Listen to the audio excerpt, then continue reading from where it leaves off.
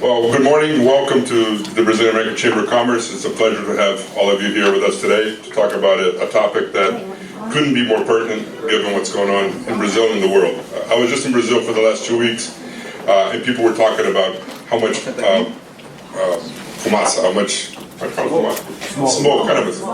Sometimes my kids like to make fun of me because sometimes I just forget words. How much smoke there was in São Paulo, in Brazil, in places that we were visiting, and a lot of it was related to some of the topics that we're going to talk about here today. I think the environment is something that has been taken for granted for way too long. Now it's front and center, but there's a lot of work that needs to be done. And I just became president. And by the way, I'm president here of the board here at the chamber. Born and raised in Brazil, but sound like an American. So I can't remember the words. But I think that this is going to be one of the topics that we already talked about being one of the topics that we're going to cover significantly over the next 2 years during my term here. Hi guys, so thanks everyone for joining us today. It's always a pleasure to talk about Onçafari. Thanks for the invitation, receiving us here. So we started in Pantanal at the number 13 there at Caimã. Nowadays we have 16 bases across Brazil, so not only in Pantanal, but in the Amazon, in the Cerrado, which is the Brazilian savanna, and the Atlantic forest, which basically is the whole coast of Brazil. Nowadays we have an influence in over 1 million hectares, or more than 2 million acres of preserved habitats. Like I said, 6 bases, 4 biomes. We have monitored over these 13 years more than 300 jaguars, and we have 400 camera traps at any given times in the field. And our conservation model is we monitor and rehabilitate species back into the wild.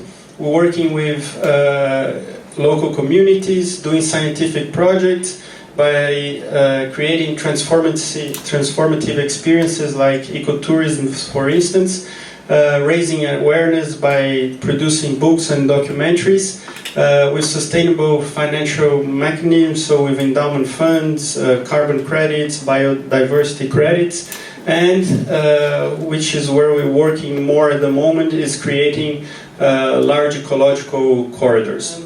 Where we focus more nowadays is on the forest side of Onçafari. So here the conclusion was that it's no point saving jaguars or any other of these animals if in the future they don't have large tracts of land to live. So the idea here is buying land that's still preserved, that's under some kind of threat and strategic.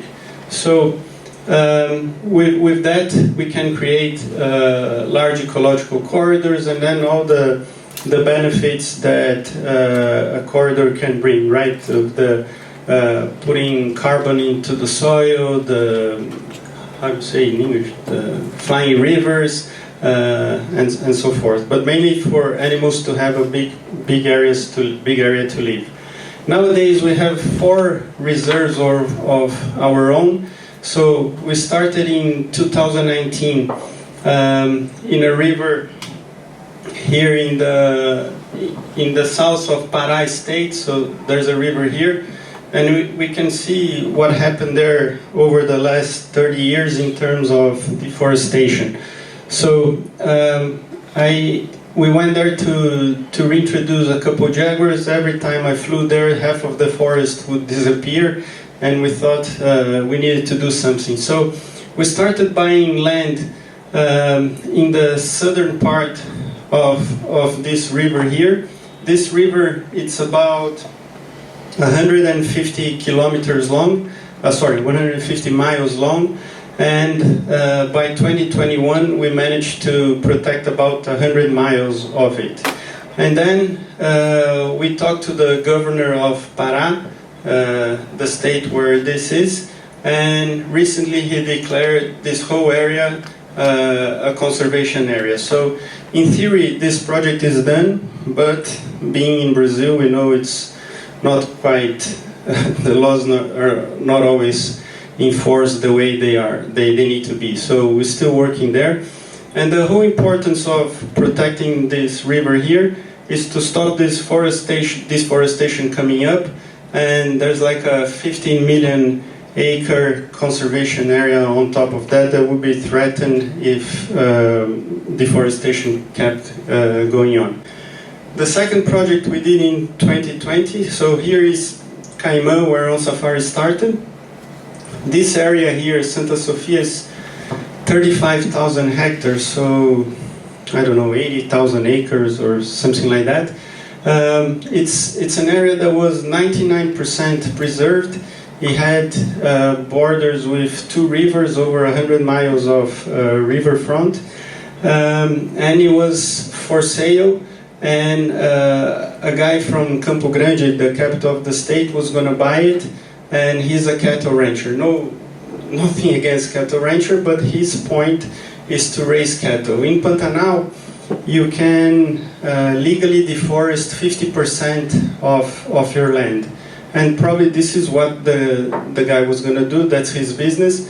And we thought it was a very important area to remain pristine. So we raised funds, bought this area. Now we develop it sustainably. But the whole goal here was to create an ecological corridor. So from 35,000 hectares, we created an alliance. There's a lot of rules to be part of that. And nowadays we have a 430,000 hectares corridor, or 1 million acres corridor, which we think it's one, if not the largest, one of the largest private wildlife corridors in the world. Then in 2021, a similar story. We bought this area here called Perigara, 25,000 hectares, so I don't know, 60,000 acres or so. And the big thing there is that it holds 15% of all the hyacinth macaws in the world. So hyacinth macaw is the one in the movie Rio, right? So it's the highest concentration in the world of hyacinth macaw, and again was under threat. We bought this area. Here's where we help this indigenous land here.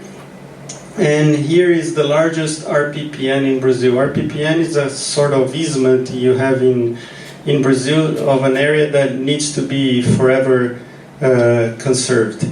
And last but not least, last December we bought a small area here. This is the west of the Pantanal. Here is already Bolivia. And the goal we're working on now is to connect Perigara, the hyacinth macaw place, all the way to here. There are state parks, indigenous land, national park, a lot of RPPN, those easements we have in Brazil.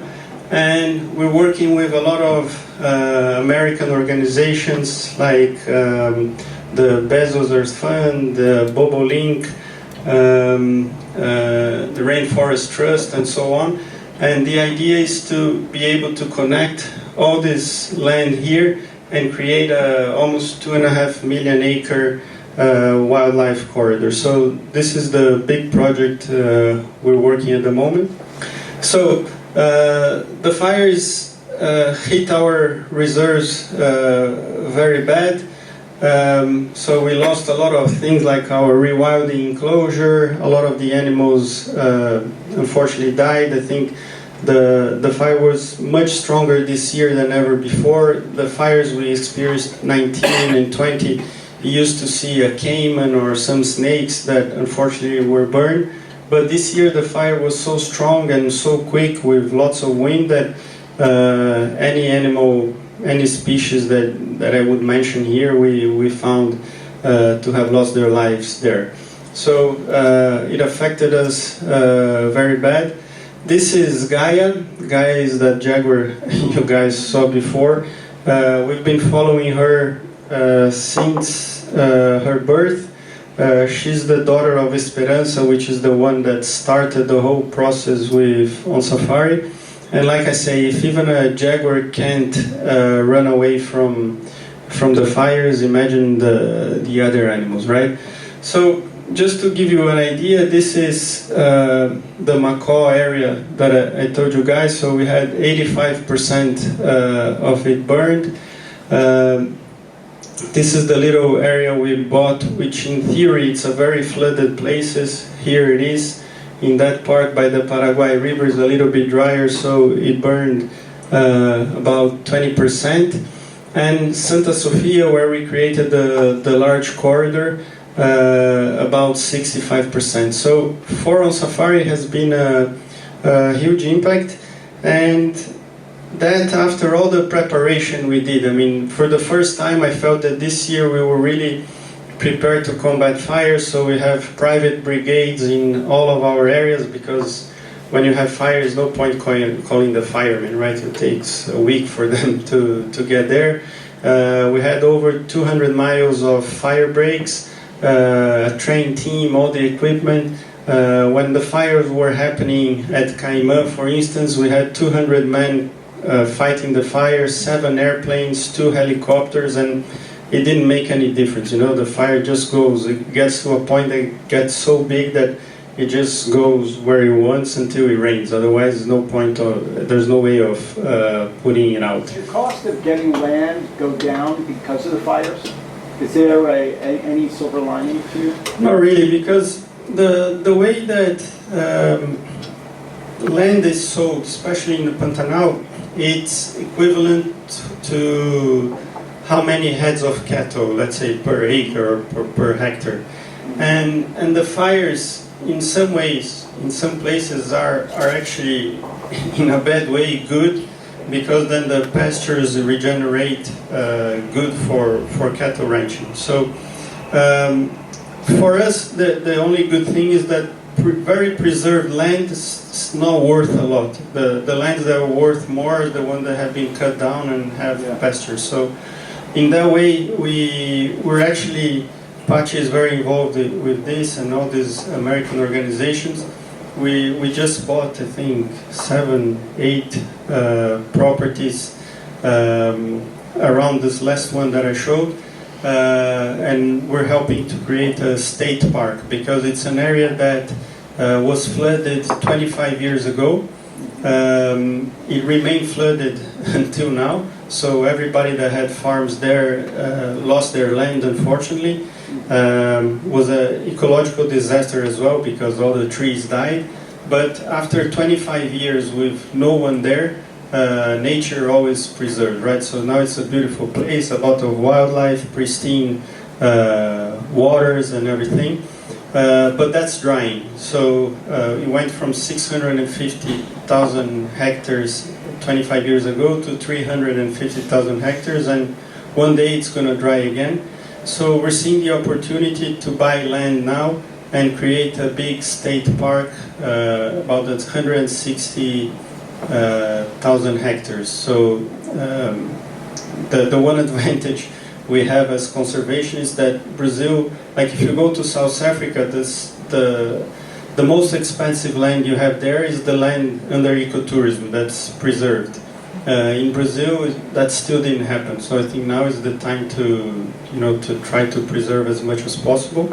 And every time we buy land, we also create an endowment fund to make sure that that land is sustainable forever, right? Because what we notice, a lot of people, organizations buy land and then they can protect it for 10 years and then, just gets abandoned. So we only go into these things if we can, apart from buying the land, creating an endowment fund.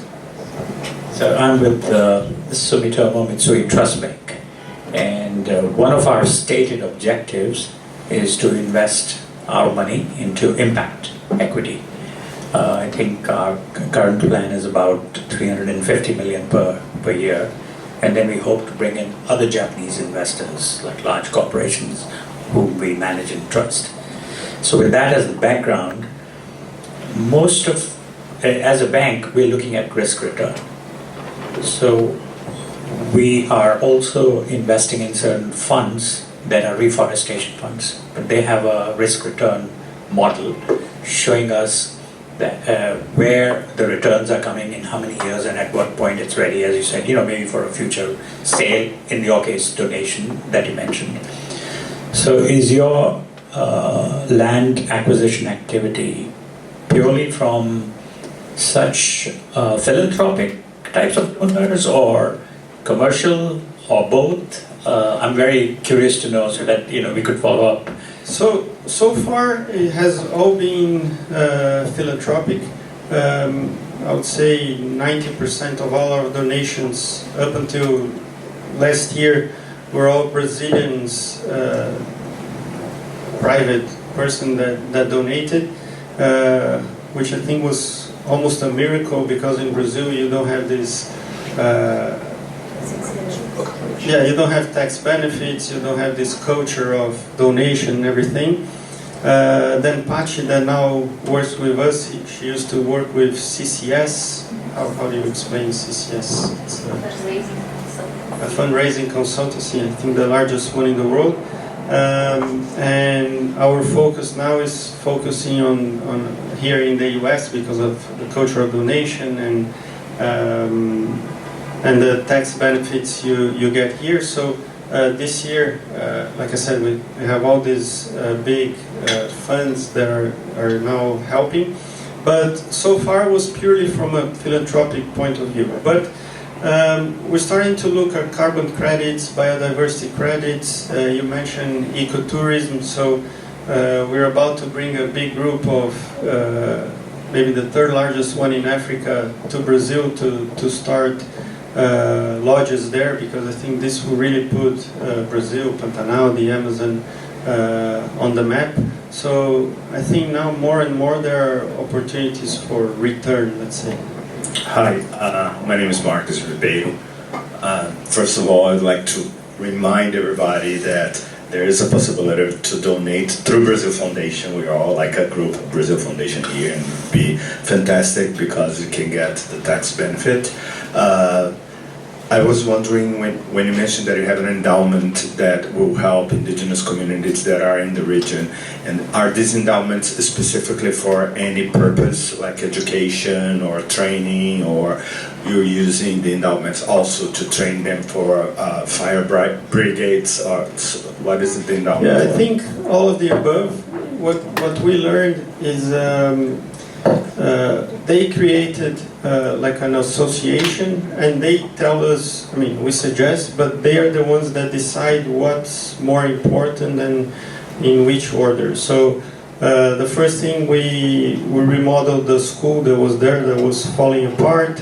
Then, as amazing as it seems, we helped them plant a lot of different vegetables and fruits so they can be self-sustaining, because in this part of the world, the indigenous people are not like they go out hunting. They're pretty much like us, but they live like us in the way that they live in a normal social, not hunting and anything anymore. And yes, we do donate equipment, train them for being a fire brigade as well.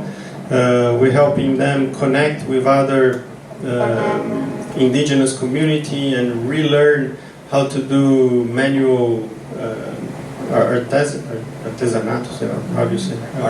Artifacts. And be able to sell that as another form of income. So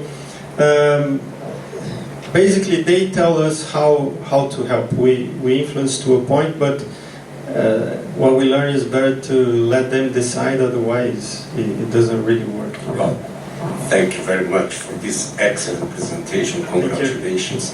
I just have a question to see your comments. Aside of regulation and enforcement, what's the level of coexistence or cooperation you have with the agribusiness in general in the areas you are? In Pantanal, I think it's great that you can coexist. Like I said, you don't have to cut trees or anything to do cattle ranching in the areas. So when we got there, we were seen as foreigners trying to change their lives and trying to work with jaguars that was seen as like a pest, right? And I think with time, we show them that we can coexist, because jaguars do eat cattle, but it's about 1 or 1.5% of the herd, let's say, per year. And people imagine it's a lot more, but we proved it's only that. And through the ecotourism, I think we have many cases within Onçafari where the guy used to be a hunter in the past with his father. Then he went to become a cowboy, but made like a minimum salary. We hired him. He is now a guide. We sent him to Africa. He speaks English. And now not only he has a job where he makes, I don't know, 10 times more, but also his wife is working as a cook in the lodge, the daughter is working as a cleaning lady, the son in maintenance. So we made some calculations. His household income went up 40 times, all that thanks to the jaguar. So if you tell a guy like that nowadays, you're going to kill a jaguar, he will kill you, you know. So it's a matter of changing people's mind with time and showing that jaguars are worth more alive than dead. You know? Your presentation, this is very strong in my heart, your cause, and your dream as well is one that we share regarding creating private reserves that will impact the local communities and the ecosystem as a whole. But as a follow-up to Rafael's question and what you were just mentioning right now, any lessons that Pantanal can learn from a very nearby region, which is Serra do Bodoquena and Bonito, and all the progress that they have been doing in terms of ecotourism, and the example that you gave a few minutes ago regarding a formal cattle rancher that is now having a lot more success with ecotourism and the impact that it has on the local communities? If we can learn anything from there? Yeah, I think we're also trying to connect those tourists, let's say, that go to Bonito, come to Pantanal. I think one of the other pros in Pantanal, so far it's very expensive to run a business there, because it's all wet most of the year, so you have to raise the roads, and it's a lot of challenges. Like if you go to Sabi Sands, which is probably the best place to do ecotourism in South Africa, it's a group of, let's say, private land connected to the Kruger Park. If I'm not mistaken, it's 60,000 hectares or so, something like that. Caimã is 53,000 hectares, so almost the same. But in the Sabi Sands, you have 24 lodges, and within those lodges, you have a lot of different camps. So, I don't know, 1,000 beds or something. At Caimã, you have 18, you know. So, we need more people to invest and make the destination known, you know. I think, like I said, Pantanal is still very unknown. And I think the biggest problem is still too expensive for general public just to access. You know, to Bonito it's easier, but then going to Pantanal it's a bigger challenge. Yeah. I'm not sure if you're aware of the projects that Mary Robinson, former president of Ireland and former High Commissioner for the United Nations in Human Rights, are working on, like women leaders of the world, and Project Dandelion. They are very focused in women and working for the environment. Have you been directly talking to them, or have you ever, in touch with the Rockefeller Foundation, the Ford Foundation? No, thanks. I haven't. I know about it, but we haven't been in touch. Patch is writing it down, I'm sure. No, so it would be great. I think all of you here have different connections. So if any of you can open doors at the United Nations, at the events in COP, I think what inspired me a lot about Onçafari when I first met Mario's work is because the scale is big, it's important, it's innovative, and no one knows about it. Not even the Brazilians know about it. The Brazilian community in the US doesn't know about it yet. So the vision is to create protected areas and preserve biodiversity at a continental scale, at the country scale. So we are in 4 biomes. Each of these biomes face enormous threats, like the Cerrado is the quickest, the deforestation in the Cerrado is happening at the triple the scale it was happening before. So there's so much to do. So I ask for each and every one of you, if there's any connections with companies, funds, the Rockefeller Foundation, I don't have any contacts with, so if you can connect us to anyone and partnerships, we'll be extremely grateful. So please help us spread the word. And I'm counting on you for COP30, Marquinhos, and all your connections. You are a great connector, and I hope you. Oh, so please make a connection. Okay. Connection made. Yeah. Guys, I want to respect everybody's time. We've come up to our past noon already. I know people have other things going on, but I'm sure Mario and the team, Pactual, will be around if you want to have any more further conversations. Again, on behalf of the Chamber, thanks very much for the work you guys are doing. It's amazing, and it's much necessary. And anything we can do as a Chamber, Brazil Foundation. I checked the link worked. So join me in making the donation. And thank you for being here.